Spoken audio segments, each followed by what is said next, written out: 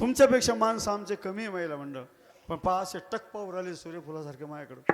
असे कोणच्या डोळ्यात झापडे नाही इतकुशी. झेंडूच गेंद गुलाबाच गेंद हेच येते. आणि तुम्ही जाई जुई शेवंती कुणकुण बी भांडणं आणती.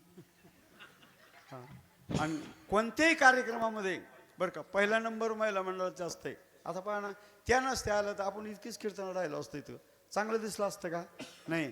पण त्या आहे म्हणून आपलं बरं आहे. माझ्या शब्दावर ध्यान द्या. माणसं निवळ मुंडके आहेत, मुंडके ट्रॅक्टरचे. ट्रॅक्टरचं मुंडकं एकटं कधी रोडनं चाललं ना ते सोयीन चालत नाही. असं या खांद्यानं कधी म्हणलं येऊ दे मला फाट्या लोक, ते बसूच देत नाही मुंडकं मुंडक्यात असं हलतं माणूस असं. आणि त्या मुंडक्याला तुम्ही टाली जोडा, टाली, आणि 25 क्विंटल माल भरा, मग मुंडक्याची मजा पहा. असं इतकंच बी कुदत नाही तर. हां, तसे आपण मुंडके आणि टाले. एकदा कोंडा मुंडक्यात गुतला की मुंडकं उड्याच नाही मारत. जर उड्या मारायला लागलं कदाचित हा चढत गेल्यावर तर मुंडकं असं असं करतं मग. आणि टाली म्हणते तू किती वाकडा होय मी तुला जागेत दाबून धरेले. तुमचा असो का आमचा असो सगळे त्याच्यातले आपण मारत. म्हणून त्याच्यामुळं आपल्या जीवनामध्ये आनंद आहे. त्या आल्या आपल्या कार्यक्रमात शोभा आली. जाऊ द्या, एकदा भजन करा. विठाला विठाला नामानंद स्वामी तीर्थयात्रा करीत आले आणि आमच्या रुक्मिणी मातेने पाहिलं कोणीतरी ब्रह्मचारी साधू संत आली गेली आणि सहज त्यांच्या पायावर लोटांगण घातलं. बरं का, महाराजांनी आशीर्वाद दिला नामानंद स्वामीने. अष्टपुत्र सौभाग्यवती भव असा आशीर्वाद दिल्यावरती रुक्मिणी मातेने काय उत्तर दिलं? बाबा तुम्ही आशीर्वाद द्याला खरं झालं, पण मालकच घरी नाही तर मुलं कशी होतील? उत्तर काय दिलं? मालक घरी नाही तर मालक कसे होतील? आणि आमच्या मायबहिणी नवस करत्या. बरं माणसात सकून पाहता येतो का? बोला ना. सकून त्या येणंच पाव. कोणी देवानं धरलं ते यायलाच माहीत. ते देवाला खायला का आवडतं ते बी त्या यायलाच माहीत. लयच कलाकार आहे ना काय सांगा. हो, एका म्हातारीचं नातू लयच रडत होता. सगळे दवाखाने हिंडून आली म्हणून आपल्या सावखेड्यात वरतल्या आळीला चंद्रभागा नावाची म्हातारी आहे आणि ती चांगला सकून पाहती. गेली तिच्याकडे म्हणे बाई 15 दिवस झाले मा नातू असा री री करतो रडतो म्हणे, खातं नाही पितं नाही, ते सकून तरी पाय. चंद्रभागानं मांडलं दुकान, जागा सरवली, गहू टाकली, घडी भरून ठेवली, त्याच्या तोंडावर परत पालते. चंद्रभागा त्याच्यात बसली. सगळे देवाचं नाव घेतलं, कोणा देवानं धरेल नाही. पण चंद्रभागाला हुशार होती. समोरची जी म्हातारी आली तिला म्हणते का ग मन करणे तुपलं म्हातारं मरून किती दिवस झाले? 7 वर्ष झाले. म्हणे बावळे तुपलंच म्हातारं मेलं आणि ते तो पोराच्या पोटी जन्माला आलं. ही म्हातारी म्हणते आता बया मी कशी येडी माय आणि मला कसं ध्यान नाही माहीत जायचं. जशी घरी गेली तसं झोक्यातून उचललं आणि हातावर घेतलं.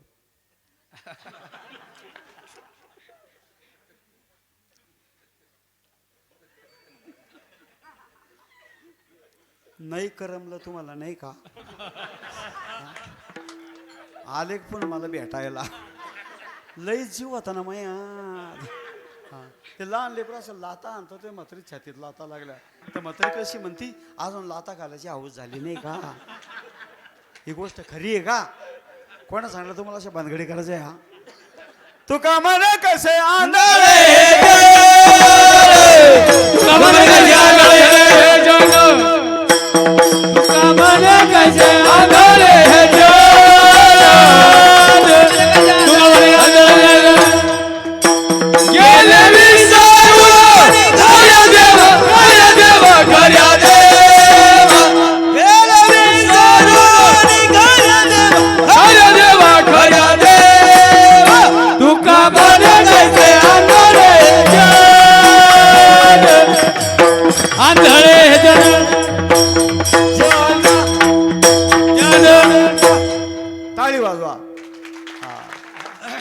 कशाला या आंधळेपणा करायला पाहिजे तुम्ही सांगा बरं? माणसाचं कधी अंगात येतं का? अंगात यायच्याच 2-3 प्रकारे आम्हाला सैलानी खेटवली तिकडे म्हणून मला माहिती आहे. बाईच्या अंगात आलंय त्याचे 2-3 प्रेड द्यायची. बाबा काय खातो जिलेबी भजे अंगात भजे जिलेबी अंगात आहे. एका बाईच्या अंगात असं आलं की तिच्याकडे एक जणी होती आणि बाई का तालात आली आणि तिचा नवरा तिच्या पुढे असा हरचून बसला. त्याची कोण होती ती? आणि तो काय म्हणतो, आई साहेब आपलं काय म्हणणं आहे? ती म्हणते कौन झाडाला त्रास देतो रे?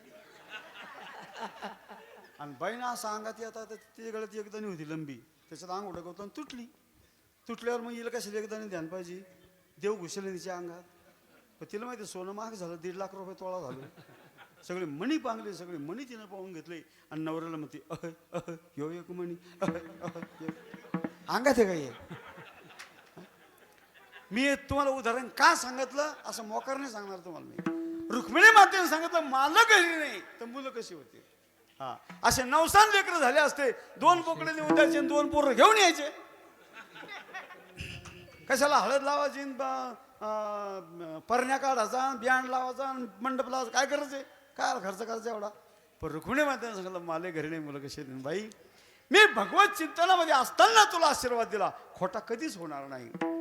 जे जे संताने बोलावे, जे जे संताने बोलावे, जे जे संताने बोलावे, जे जे संताने बोलावे, जे जे देवाने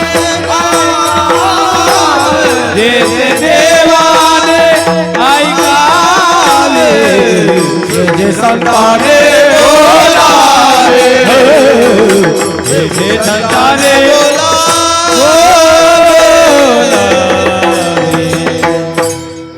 जे जे संतांनी बोलावे ते ते देवाने ऐकावं. देवाला ऐकावं लागतं. साधू संताचं महाराज देव हा संताच्या अंकित आहे, अज्ञात आहे. जे सांगितलं ते करावंच लागतं महाराज. मग त्याप्रमाणे बाई तुझे मालक कुठे गेले म्हणजे संन्यास घेण्याकरता गेले. स्वामीनं ओळखलं. साधू संत अंतर्यामी असतात महाराज. हो, गोरक्षनाथ, नवनाथ, मीननाथ, धर्मनाथ अंतर्यामी होते महाराज. ते आमचे अण्णाबाबा अंतर्यामी लोक आहे महाराज. आणि भगव्या लोकांच्या नांदी लागू नये माणसांना, आणि लागलं ना तर त्याच्या पिच्छा सोडून ध्यानात ठेवा तुम्ही. हो, कडक आहे महाराज. त्यांच्या मुखातून शब्द निघाला ना, अरे जल के भस्म हो जा, जळालीच पाहिजे, असे शब्द आहे महाराज त्यांचे. म्हणून त्यांचा आशीर्वाद घ्यावा. मग या ठिकाणी कुठे गेले? संन्यास घेण्याकरता गेले. महाराजाचं लक्षात आलं आपल्या संस्थेत एक मुलगा भरती झाला आणि तोच असायला पाहिजे. दोन्ही बाप लेकर सोबत घेतले, काशीला नेले आणि सांगितलं चैतन्य महाराज इकडे या. हे कोणी तुमचे? गुरुमाऊली समोर खरा बोलावं लागतं, मरून जा पण गुरुला खोटं बोलू नये. हा, हे रामायणामध्ये ती शब्द आहे. हनुमंतराय सीतेचा शोध करायला गेले तेव्हा लई मोठे उदाहरणे सांगायसारखे. पण त्याप्रमाणे महाराज गुरुमाऊली समोर सांगितली माझी पत्नी आहे, हे सासरेबाई. गुरुने आज्ञा देऊन टाकली, जा घरी, आनंदाने घरी जा, प्रपंच करा. गुरुच्या आज्ञावरून घरी आले. घरी आल्यानंतर मग देव लोकांना विचार केला, आता आपले अवतार घेण्याची वेळ आली. प्रथम पहिला अवतार घेतला महादेवाने अभंगाच्या पहिल्या चरणात. सदाशिवाचा अवतार, सदाशिवाचा अवतार, सदाशिवाचा अवतार, सदाशिवाचा अवतार, सदाशिवाचा अवतार, सदाशिवाचा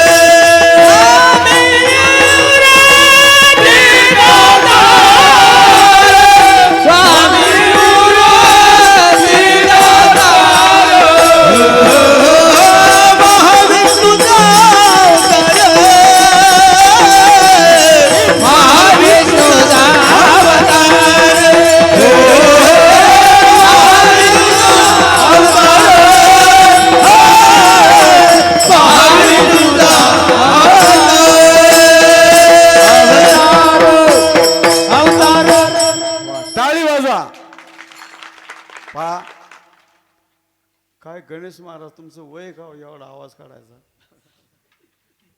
काय आवाज आहे. आमचे घोलप महाराज, आमचे माऊली पहा, आमचे दिलीप बाप्पा पहा, काय आवाज आहे. काय ते आवाज काढायचे दिवस आहे का महाराज. वय वरत आहे आणि आपलं किती गोड लागतं. आणि देऊन देऊन आपण सप्त्याचे किती पैसे देणार त्याला. 20-20 हजार रुपये आहे ना. हावतं म्हणा कमीत कमी. तुम्हाला काहीच माहिती नाही. आणि गाता गाता या खांद्याच्या नळीची शिर जर तुटली किती पैसे लागतील बापू तुम्ही सांगा. अहो फुट्टू काढण्यातच 20,000 जातील कोंकडाचे कोंकड. आणि घरी गेल्यावर कापसाला भाव नाही. आणि बायको मग देते श्या येवला ना. हे गायन करणं आणि वाजवणं सोपं नाही महाराज. हो देवानं माणसाला स्वर दिले. स्वरामध्ये गातात. मी काही त्यांचे इतके शिकेल नाही. हे सगळे संगीत विशारद मंडळी. शाळा सुद्धा मी शिकेल नाही, फक्त पहिला वर्ग शिकेले बरं का. पण मी काहीतरी माऊलीची कृपा माझ्यावरती मी त्याची घोकत विद्या खोदत पाणी आतापर्यंत जोपासना केली त्याची. म्हणून आज यांच्या बैठकीमध्ये मला थोडा मान आहे महाराज. नाही तर मला उभं नसतं केलं या लोकांना. ही माऊलीची कृपा आहे महाराज. हे मला सांभाळून घेऊन राहिले सगळे, त्याच्याबद्दल मला लय आनंद वाटू राहिला. त्यांचा स्वर फक्त माणसाला देईल. बकरीला आहे, गाईला आहे, कुत्र्याला आहे. हा गाढवाला स्वर आहे का. गाढव स्वर आहे का. गोलप महाराज याच्या कोणत्या स्वरात भजन म्हणतात तुम्ही.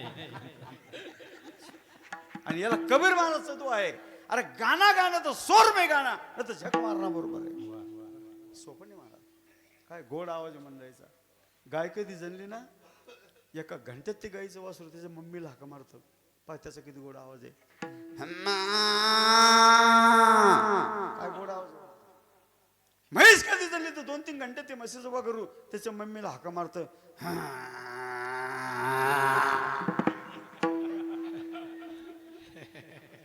बकरी कधी झाली एका घंट्यात बकरीचं पिल्लू.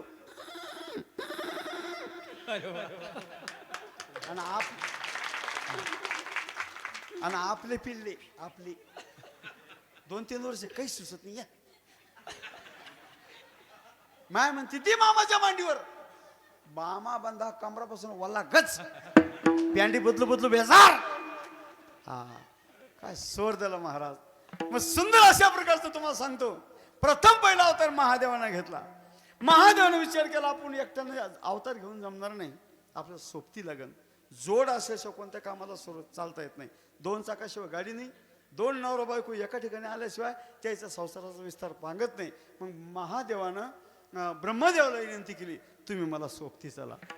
ब्रह्मदेव सोपानदेव म्हणून जन्माला आले नाही. विष्णू भगवान ज्ञानेश्वर माझा होऊन जन्माला आले. मग दोघांना विचार केला विष्णू आणि महादेवाने आपण दोघांना जन्म घेऊन जमणार नाही. कमीत कमी 2-3 भाऊ असले ना ते घरातली बॉडी जरा चांगली राहत असली. कोणी मध्ये बोटं घालत नाही. आणि आपल्या दोघातला एक गेला तर एक काय करणार आहे. म्हणून त्यांनी ब्रह्मदेवाला विनंती केली. मग ते म्हणू लागले आम्हाला सुद्धा तुम्ही सहकार्य करा. ब्रह्मदेव तयार झाले.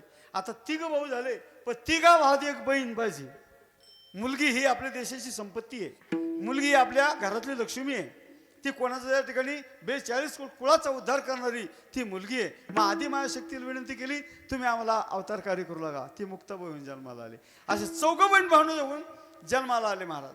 सांगतो तुम्हाला कशा करता जगाचा उद्धार करण्याकरता एवढे कष्ट झाले त्यांना. एवढे लोकांना त्रास दिला महाराज. हो शेवटी ज्ञानेश्वर माऊलीनं महाराज ताटी लावून घेतली. रागात जाऊन बसले. पण मुक्ताबाई आली दादा अरे आपण ताटी लावून बसण्याकरता जन्म नाही घेतला.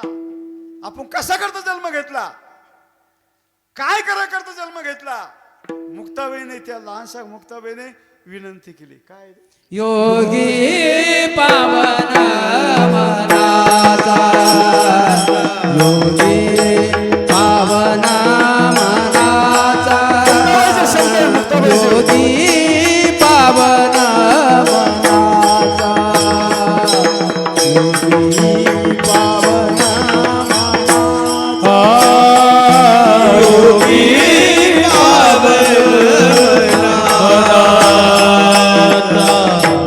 योगी पावन योगी पावन योगी पावन मनाता साये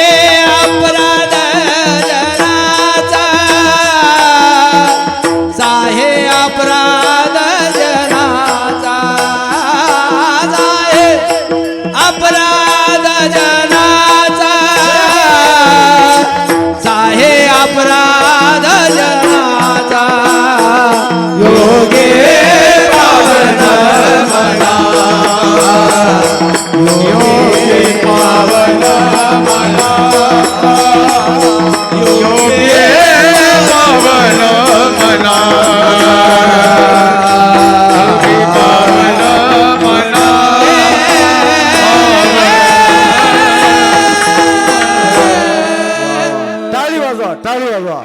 हा. योगी पावन मनाचा साहे अपराध जनाचा. लोकांनी निंदा केली तर माणूस ठिकाणी येत असतो आणि निंदक लोक पाहिजे. देवाला देव पण तसं येत नसतं. तसं साधू संताला लोकांनी तकलीफ दिली. माऊलीनं वनवास भोगला, तुकोबराने वनवास भोगला आणि सोय आपल्या लोकांची लागली. महाराज हे त्याचे उपकार आहे आपल्यावरती. म्हणून या ठिकाणी एकदा आणि शेवटच्या चरणामध्ये आदिशक्ती मुक्ताबाई, आदिशक्ती मुक्ताबाई, आदिशक्ती मुक्ताबाई, आदिशक्ती मुक्ताबाई. दासी जनी लागे पायी, दासी जनी लागे पायी, महाविष्णूचा अवतार, महाविष्णूचा अवतार. दासी जनी लागे पायी, दासी जनी लागे पायी, महाविष्णूचा अवतार, महाविष्णूचा अवतार. सखा माझा ज्ञानेश्वर, सखा माझा, सखा माझा ज्ञानेश्वर.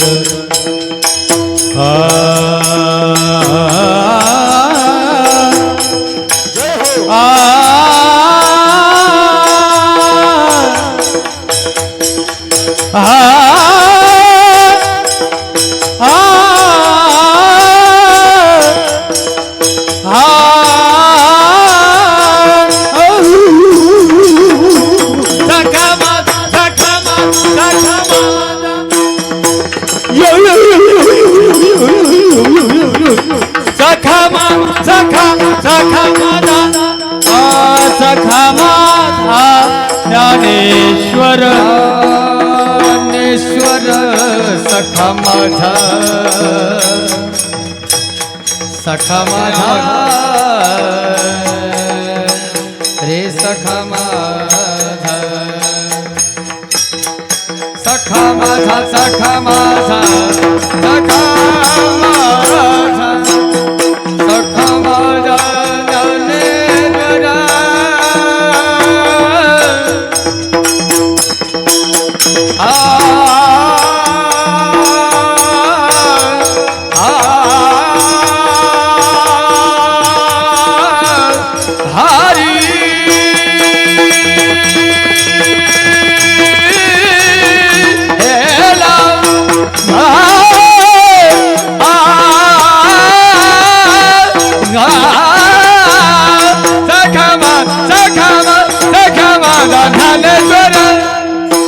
सखा माझा ज्ञानेश्वर, सखा माझा ज्ञानेश्वर, सखा ज्ञानेश्वर.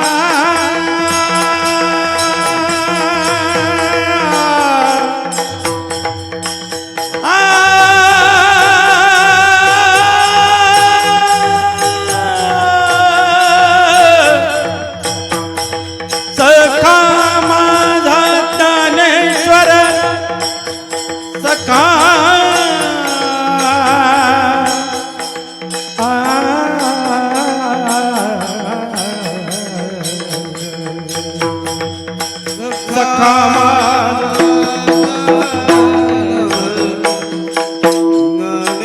सखा माझा ज्ञानेश्वर सखा माझा ज्ञानेश्वर महाविष्णूचा अवतार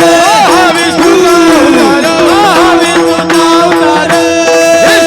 अवतार विष्णूचा अवतार टाळी वाजवा वाजवा टाळी शेवटची टाळी शेवटची जोरात वाजवा ज्ञानेश्वर